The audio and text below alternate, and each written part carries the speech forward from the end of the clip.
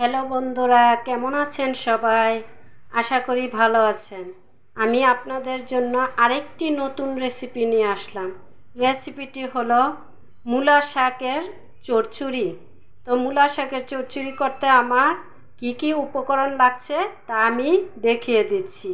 এইখানে আমি মূলা শাক সিদ্ধ করে পানি ফেলে ব্লেন্ডার করে নিয়েছি। লাগছে পেঁয়াজ কুচি, লাগছে হলুদের গুঁড়ো, মরিচের গুঁড়ো, তেল, ধনেপাতা কুচি, জিরের গুঁড়ো, লবণ, রসুন বাটা এবং আদা বাটা, চিংড়ি মাছ, কাঁচামরিচ ফালি, টেস্টিং সল্ট।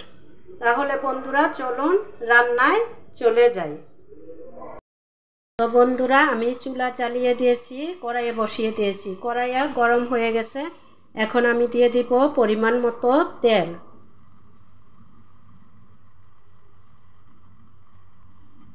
দিয়ে দিব পেঁয়াজ কুচি,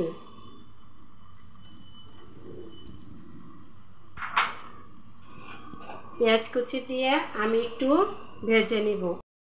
আমার পেঁয়াজটা ভাজা হয়ে গেছে। আমি দিয়ে দিচ্ছি চিংড়ি মাছগুলো।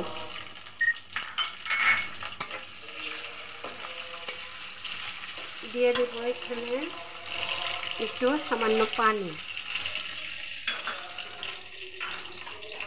দিয়ে দেব রসুন বাটা, আদা বাটা,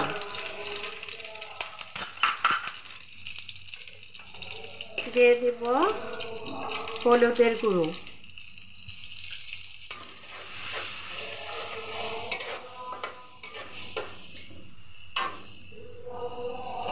দিয়ে দেব মরিচের গুঁড়ো। যেহেতু মূলো শাক একটু ঝাঁঝালো, মরিচটা আমি কমিয়ে দিব। দিয়ে দেব কাঁচামরিচ ফালি, দিয়ে দেব পরিমাণ মতো লবণ,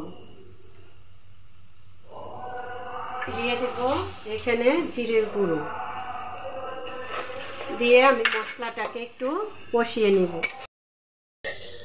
আমার মশলাটা কষানো হয়ে গেছে। আমি এখন দিয়ে দিচ্ছি মূলো শাক বাটাটা।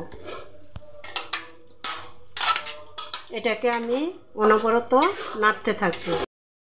আমি এখন দিয়ে দিব টেস্টিং সল্ট, দিয়ে এটাকে নেড়ে ছেড়ে দিব।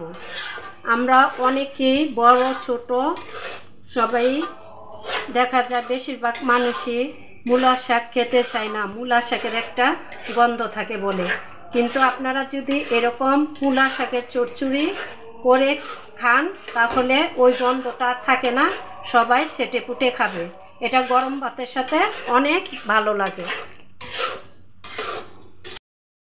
আমি এখন দিয়ে দিব ধনেপাতা কুচি, দিয়ে এটাকে আবারও নাড়তে থাকবো। যে পর্যন্ত এটা পানিটা শুকিয়ে না আসবে ওই পর্যন্ত আমি এভাবে নাড়তে থাকবো। আর আপনারা কিভাবে বুঝবেন যে এটা হয়ে আসছে? যখন এই শাকটা উল্টানো যাবে তখনই বুঝে নিতে হবে যে এটা তৈরি হয়ে গেছে। তো বন্ধুরা, তৈরি হয়ে গেল আমার মূলো শাকের চচ্চড়ি।